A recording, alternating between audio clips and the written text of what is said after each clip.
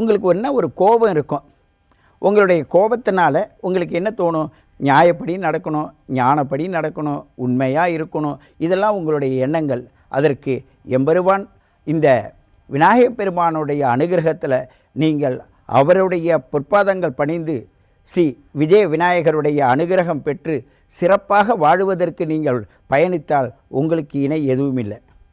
ஏனென்றால் உங்களுடைய சக்தி, உங்களுடைய உயரத்தை பாருங்கள், நல்ல வாட்டசாட்டமாக இருப்பீங்க. ஆனால் உங்களுக்கு கழுத்தில் தான் ஏதாவது பிரச்சனை வரும். அதை பற்றி கவலைப்படாதீங்க. ஏன்னா அதை சரி செய்வதற்கு விநாயகருடைய பேரருள் உங்களை பாதுகாக்கும்.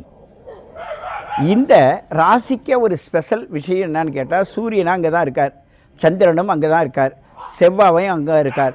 பூமிகாரகன், மனோகாரகன், ஆத்மகாரகன் மூவரும் சேர்ந்த இந்த ரிஷபராசி நேயர்களை பொறுத்தவரையும் மிக ஆத்மார்த்தமான ஞான உடையவர்கள்.